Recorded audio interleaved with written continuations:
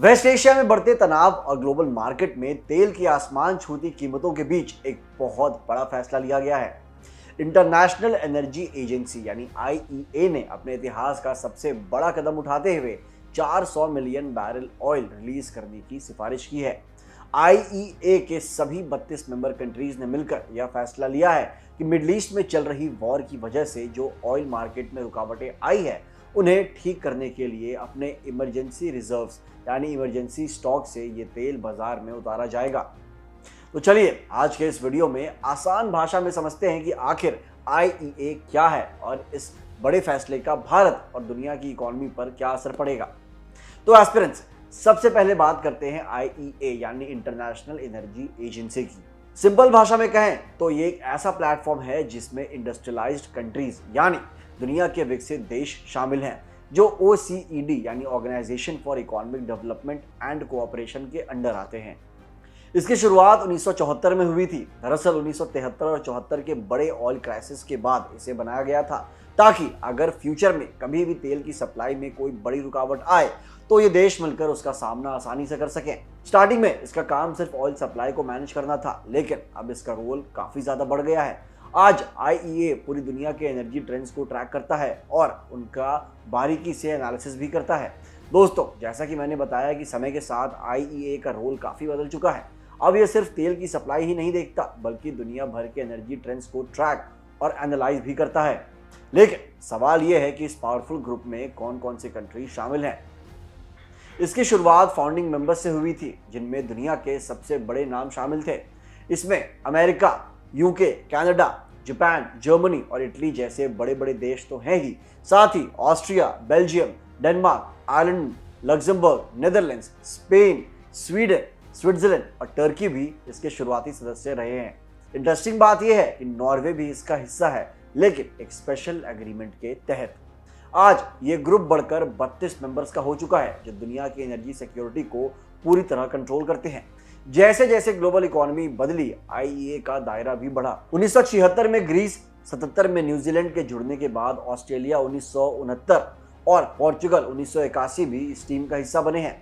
90 के दशक में फिनलैंड और फ्रांस यानी 1992 में शामिल हुआ और फिर साल 2000 के आसपास हंगरी, चेक रिपब्लिक और साउथ कोरिया जैसे देशों ने भी एंट्री ले ली। हाल के सालों की अगर बात करें तो एस्टोनिया जो 2014 और मेक्सिको जो 2018 और सबसे लेटेस्ट मेंबर के तौर पर लिथुआनिया ने 2022 में इस ग्रुप को ज्वाइन किया। आज ये 32 देश मिलकर दुनिया की एनर्जी सिक्योरिटी की कमान संभालते हैं। लेकिन रुकिए, क्या आप जानते हैं कि भारत का इस पावरफुल ग्रुप में क्या रोल है? चलिए अगले सेगमेंट में उसी पर बात करेंगे। दोस्तों, आज के इस समय में आईईए के पास 32 फुल मेंबर कंट्रीज हैं, लेकिन कहानी सिर्फ यहीं खत्म नहीं होती। दुनिया की बढ़ती हुई जरूरतों को देखते हुए आईईए ने एक एसोसिएशन स्टेटस भी बनाया है। इसमें 1 दर्जन से ज्यादा देश शामिल हैं जो आईईए के साथ मिलकर काम करते हैं और गर्व की बात तो यह है कि भारत भी इन्हीं में से एक है। भारत के साथ साथ चाइना, थाईलैंड और केनिया जैसे देश भी आईईए के एसोसिएशन कंट्रीज के तौर पर जुड़े हैं। यानी भले ही ये देश फुल मेंबर्स ना हो, लेकिन ग्लोबल एनर्जी सिक्योरिटी और पॉलिसी मेकिंग में इनका रोल बहुत ही क्रूशल होता है। तो चलिए अब देखते हैं आईईए के पास तेल का कितना बड़ा खजाना है और वे इसे कब इस्तेमाल करते हैं।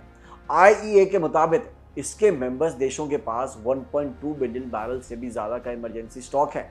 इसके अलावा सरकारों के आदेश पर कंपनियों यानी इंडस्ट्रीज के पास भी 600 मिलियन बैरल्स का स्टॉक रिजर्व रहता है। हाल ही में लिया गया 400 मिलियन बैरल्स रिलीज करने का फैसला आईईए के इतिहास का छठा और सबसे बड़ा कदम है। इससे पहले ऐसी सामूहिक कार्रवाई यानी कलेक्टिव एक्शन 1991, 2005, 2011 और 2022 में 2 बार लिया जा चुका है। ये आंकड़े आपको हैरान कर देंगे। आईईए के मेंबर्स और एसोसिएट देश मिलकर दुनिया के 2/3 एनर्जी प्रोडक्शन और 80% कंजम्पशन को कंट्रोल करते हैं। बीबीसी की एक रिपोर्ट के अनुसार हर मेंबर देश के लिए ये जरूरी है कि वे अपने पास कम से कम 90 दिनों का ऑयल रिजर्व रखें ताकि ग्लोबल मार्केट में सप्लाई रुकने पर भी उनका काम चलता रहे।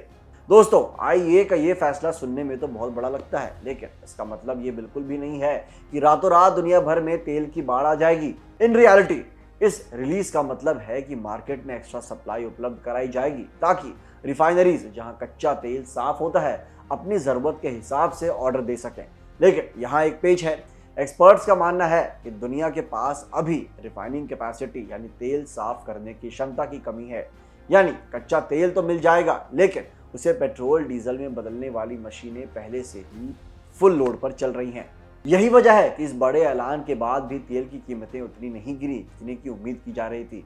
मार्केट एनालिस्ट का कहना है कि यह कदम सप्लाई की कमी को कुछ हद तक तो पूरा करेगा, लेकिन मिडल ईस्ट वॉर की वजह से जो मेजर डिसरप्शन आई है उसे यह पूरी तरह खत्म नहीं कर पाएगा। अगर आपको ये वीडियो पसंद आई हो तो इसे लाइक करें, इस पर कमेंट करें और इसे शेयर करें अपने दोस्तों के साथ। मिलते हैं अगली वीडियो में। जय हिंद।